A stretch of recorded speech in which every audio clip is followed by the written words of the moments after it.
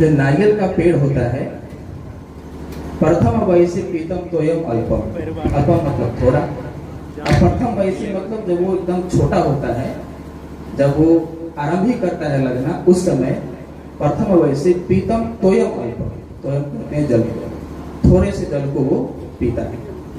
माली क्या करता है, उसका जो सिंचाई करने वाला जो माली है, उसका जो मालिक होता है क्या करता है, वो जब छोटा होता है तो उसको पानी में डाल नमक मिलाएगा, अथवा वो समुद्र किनारे है तो उसको वही उसी जल से उसकी वहाँ सिंचाई करेगा।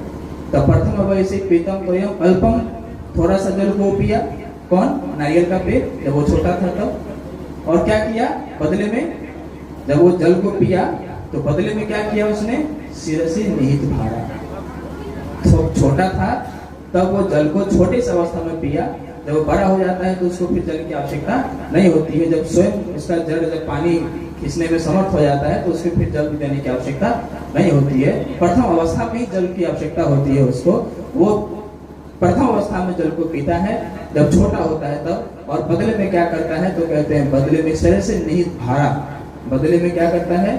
मनुष्य के द्वारा किए हुए जो भार है, जो उपकार है, वो क्या करता है? सिर से निहित भारा, अपने सर के सबसे ऊंचे स्थान पर में उस भार को वो होता है। नारियल का फल कहाँ लगता है? जब पेड़ बड़ा हो तो उसका फल कहाँ होता है? सबसे ऊपर में होता है। कल्पना करिए, पेड़ है, तो छोटा था, बड़ा हुआ, उसका फल सबसे ऊपर होता है। थोड़ा सा जल को उसने पिया था, अब क्या कर रहा है? जो उसके ऊपर जो थोड़े से उपकार हुए थे, उसके बदले में क्या किया उसने? उस भार को, मनुष्य के द्वारा किए हुए जो भार थे, जो उपकार थे, उसको उसने अपने सबसे शीर्ष स्थान पर में धोया।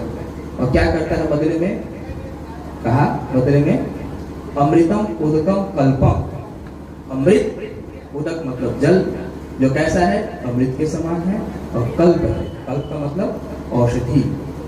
जब आप बीमार पड़ते हैं, जब हम बीमार पड़ते हैं तो क्या करते हैं? डॉक्टर रिकमेंडेड करते हैं कि जाइए नारियल का पानी पीजिएगा। डेंगू हो जाए तो सुबह सुबह वही अच्छा लगता है। हम सब बीमार पड़ते हैं और अधिकतर आजकल डेंगू तो फैला हुआ है, भुक्तभोगी है, इसलिए बता रहा हूँ। दल के पानी, उसी के पानी पी करके बचे थे। तो क्या किया बदले में उसने? अमृतम उदकम कल्पम, और तृतीय आजीवनता। जब तक उसका वो जीवन रहेगा तब तक वो जल को वो देता रहता है। कौन? नारियल का पेड़। छोटा था, कम अवस्था में थोड़े से जल का उसने आस्वादन लिया था, थोड़े से उपकार उसको उसके ऊपर माली ने किया था, लेकिन बदले में छोटे से थोड़े से किए हुए अपने ऊपर उस उपकार को बदले में क्या करता है? पूरा जीवन भर मनुष्य के भार को ढोता है, और बदले में पूरा जीवन अमृत के समान औषधि रूप में वो अपने जल को देता रहता है। इसलिए अंत में कहा, नहीं कृतम उपकारम साधुओ विस्मरन्ति। साधु और सज्जन वही होते हैं जो अपने ऊपर किए हुए उपकार को कभी भूलते नहीं। ये सज्जन की परिभाषा। मनुष्य जब उत्पन्न होता है तो सबसे पहले माता और पिता दोनों का ऋण होता है। आगे बढ़ता है तो सगे संबंधी के ऋणी होते हैं। दादी माँ उसको तेल लगा लगा करके बॉडी मसाज करके उसको मजबूत बनाती है, दुलार करती है, समाज के लोग उसको प्यार करते हैं। बड़ा होता है और धीरे धीरे हमारे और आपकी अवस्था में पहुंचता है। कल्पना करिए, आप और हम जब जीवन जी रहे हैं, छोटे से छोटी कल्पना में जाइए। हम सब, आप सब जब एक छोटे से वस्त्र पहनते हैं तो वस्त्र के पीछे न जाने कितने लोगों ने अपना सहयोग दिया है। ये वस्त्र पहने हुए हैं, इसके ऊपर न जाने कितने लोगों ने अपना सहयोग दिया है। धागे लगाए, इसके मशीन बने होंगे, बुने होंगे, किसी ने इसको कलर दिए होंगे, अनेक कल्पना करने जाए तो एक वस्त्र के पीछे अनंत लोगों का क्या है? उपकार है। और ऐसे ऐसे तो हम दिन में दो केवल वस्त्र के ऊपर, और ऐसी कल्पना करें तो न जाने कितने लोग हमारे ऊपर में आ जाएंगे जिनके सहयोग से हमारा जीवन बना है। इसलिए क्या कहा जाता है? मनुष्य कभी एकाकी नहीं जी सकता। मनुष्य को आवश्यकता है किसकी? समाज की आवश्यकता है, एक दूसरे की सहायता है। तभी जाकर के मनुष्य क्या होता है? बड़ा होता है, फल पुष्पित होता है, फलित होता है। लेकिन सोचिए, इतने किए हुए उपकार को लेकर के हम सृष्टि को छोड़कर यूं तो नहीं जा सकते। इतने लोगों ने सहयोग दिया है, एक मनुष्य को बनाया है, तो उसको लेकर के हम मर तो नहीं सकते, बदले में हमें कुछ करना पड़ेगा। तो इन सभी चीज को देखते हुए इतने विशाल चिंतन को रखा, और जा करके वहां पर मैं आकर के महर्षि दयानंद सरस्वती जी ने क्या किया, फिर से लोगों के बीच में जन जन पर जाकर के हर एक व्यक्ति, स्त्री पुरुष छोटे बड़े सभी को क्या कहा कि भैया यज्ञ करो, हवन करो, तभी जाकर के क्या होगा, उत्पन्न होगा। हवन करते हैं हम सब, मित्र अमित्र सगे संबंधी पशु पक्षी कीट सभी के ऊपर हम क्या करते हैं, परोपकार करते हैं, घी डाल रहे हैं, सामग्रियां डालते हैं, हवन करते हैं।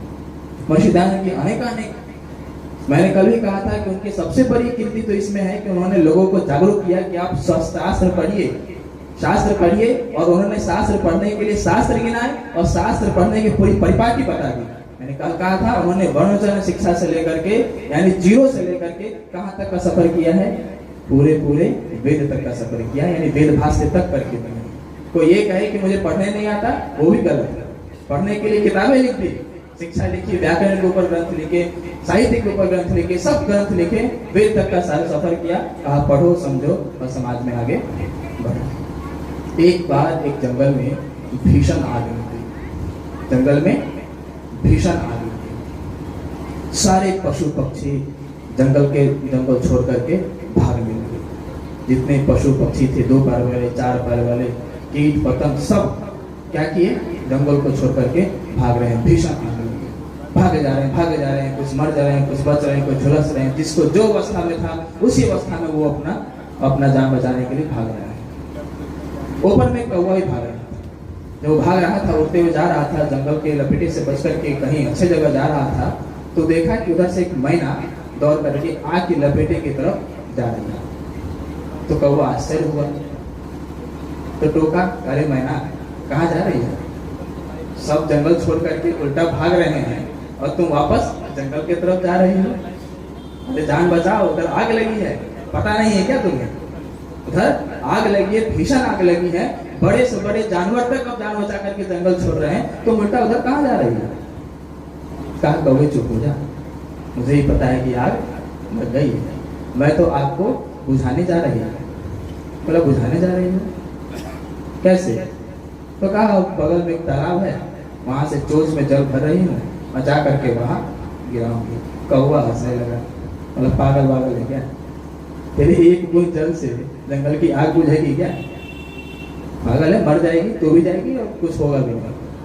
कहा कौवे चुप हो जा और जहां जा रहा है निकल जा, मुझे भी पता है कि जंगल में भीषण आग लगी है और मेरे एक बूंद जल से ये आग बुझने वाली नहीं है, लेकिन फिर भी कल होकर के यदि इस जंगल का इतिहास लिखा जाएगा तो मेरा नाम आग लगाने वालों में नहीं बल्कि मेरा नाम आग बुझाने वालों में होंगे।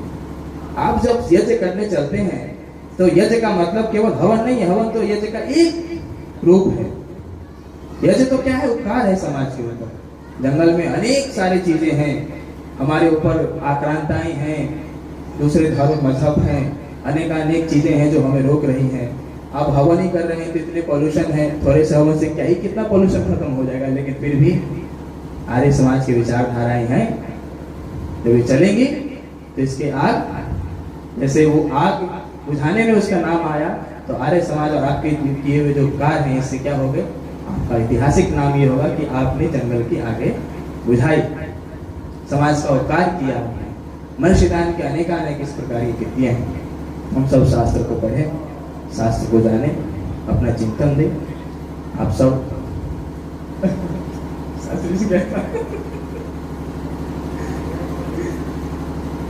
तो इस प्रकार से बहुत सारी चीजें हैं। अब हम सब हवन ही करते हैं, मैं बार बार कहता हूँ हवन करें। शास्त्री जी कितना समय है अब? 5 मिनट। एक समय था हम लोग के गुरुकुल में, तो हम लोग पहली बार गुरुकुल गए तो हमें बोला गया कि आप लोगों को 5 मिनट का प्रवचन देना है। और नए विद्यार्थी हम सब थे और हम सब उपदेशक महाविद्यालय पहुंचे थे। उन्होंने कहा कि 5 मिनट सही बच्चों को बोलना है। तो हम लोग नए थे, उस समय हम 18 विद्यार्थी एडमिशन लिए थे उस गुरुकुल में। तो हम लोग को आए कि 5 मिनट बोलना है, और हम लोग जिंदगी में कोई माइक नहीं पकड़े थे। वहाँ हम लोग को बिठा दिए कि आप लोग को माइक बोलना है प्रवचन में। और हम लोग एक सप्ताह से माथा खराब है कि अगले सप्ताह हम लोग को बोलना है। बोले तो बोलेंगे क्या विषय भाई। तो वहाँ पर हम लोग विचार कर रहे थे क्या करें। तो एक बड़े भरा रहे थे, उन्होंने कहा कि अरे कुछ नहीं, बहुत सरल है, 5 मिनट। तो बोले क्या? बोला 1 मिनट तो पहले ओम का श्वास भरना और 1 मिनट ओम का उच्चारण कर लेना है और 2 मिनट तक सभी का संबोधन करना। कितने हो गए? 3 मिनट हो गए। और 2 मिनट बचे तो कहना 2 मिनट में तो बहुत बड़ा विद्वान हूँ, 2 मिनट में मेरा क्या होने वाला है घंटों तो मैं बोलूंगा। एक बात बोल करके समाप्त करूंगा। बहुत बढ़िया मंत्र है परमपिता परमेश्वर ने दिया वेद में। जब हम ईश्वर से प्रार्थना उपासना करते हैं तो प्रार्थना उपासना के सबसे अंतिम मंत्र ओम अग्नि नय सुपथराई अस्मान विश्वानि देव वैरानी विद्वान योध्यास्म जोरान मेनो भोज ठानते नम अंतिम विधियम। क्या कहा? ओम अग्नि अर्थात हे अग्नि स्वरूप परमपिता परमेश्वर सुपथा नय, हम सबको जीवन को कैसे ले चल? तो कहा सुपथ के माध्यम से हम सबको ले चल। जो अच्छा हमारे लिए जो शोभनम मार्ग होगा, सुंदर से सुंदर मार्ग होगा, उस मार्ग के माध्यम से हम सबको हमारे जीवन में आगे ले चले। ओम अग्नि नय सुपथा राई, और किसके लिए? तो कहा राई अस्मान, हम सबको राय की प्राप्ति हो सके अर्थात सुख और ऐश्वर्य की प्राप्ति हो सके। और क्या कहा उसके बाद? क्यों आगे कहते हैं कि ओम अग्नि नय सुपथा राई अस्मान विश्वानी देव वयुनानी विद्वान। तो क्या है? तो विद्वान है, जानकार है, जानने वाला है। किसको? तो वयुनानी विद्वान, जितने बुरे कर्म है तो सबको जानने वाला है। तुझे पता है कि कौन कौन से बुरे कर्म है, कौन कौन से अच्छे कर्म है, और मेरे अंदर में कौन से बुरे कर्म है तो सबको जानता है। तो हे परमपिता परमेश्वर, तुम सबको जानने वाला है, वयुनानी विद्वान उन सबको तो जानने वाला है। तो तेरे से करबद्ध प्रार्थना है कि हम सबके जीवन को अच्छे माध्यम से आगे ले चले। और क्या कहा? जोहरान मेनो भोज ठानते नम उत्तम विधिमा। जोहरानम हेनम कहते हैं पाप को, जोहरानम कहते हैं कुटिलता युक्त पाप को। हे परमपिता परमेश्वर, मेरे अंदर जो पाप है, कैसा पाप? ऐसा पाप नहीं जो हम और आप नहीं करना चाहते, स्वयं आप हो जाए, रास्ते में चल रहे हैं कीट पतंग पड़ जाए, पेट के नीचे मर जाए, कहा वो पाप नहीं। कुटिलता युक्त पाप, जो हम जानते हैं कि ये करने से ये पाप है, ऐसे पाप को मेरे अंदर से दूर कर। आप जानते हैं कि समाज में हमारे ऊपर अनेक लोगों ने उपकार किया है, माता पिता गुरु आचार्य समाज राष्ट्र और वो सभी ऋषि मुनि संत लोग अनंत लोग, उन सब के ऊपर में उपकार है। आप उनके उपकार को, चाहे मैं उनके उपकार को लेकर के सृष्टि में छोड़ करके हम यूं ही नहीं मर सकते। मरेंगे फिर आएंगे और मरेंगे फिर आएंगे, और ये सृष्टि सही जो कर्म है ये चलता रहेगा। आप सबसे प्रार्थना कि परमपिता परमेश्वर के दिए उस ज्ञान को समझें। परमात्मा ने और महर्षि दयानंद जो विचारों को रखा उसको हम समझे, संध्या करें। संध्या का मतलब यही है, संध्या ध्यान लगाना, और दूसरा स्वाध्याय करना। स्वाध्याय करने से क्या होता है? स्वस्थ अध्ययन, अपने अंदर का अध्ययन होता है व्यक्ति के, अपने अंदर में हम झांकते हैं, समझते हैं। तो हम सब इस प्रकार से अपने जीवन को आगे ले जाएं। आर्य समाज के इस मंच से दिए हुए संदेश है। कुछ कार्य तो ऐसे होते हैं जो हम और आप नहीं कर सकते, हर काम माता और पिता नहीं कर सकते, तो उसके लिए कहीं न कहीं समाज को भी आवश्यकता होती है। आप अपने बच्चों को, अपने परिवार को आर्य समाज के मंच पर लाया करें। जब भी आर्य समाज का काम हो, इसी प्रकार से आप सबकी उपस्थिति हो, पकड़ के लाएं और उसको ये संदेश ले जाएं, क्योंकि कुछ काम आप और हम नहीं कर सकते हैं। आर्य समाज के मंच उन काम को करता है। आप लोगों ने बड़े ध्यानपूर्वक बातों को सुना, आप सबका आभार, धन्यवाद।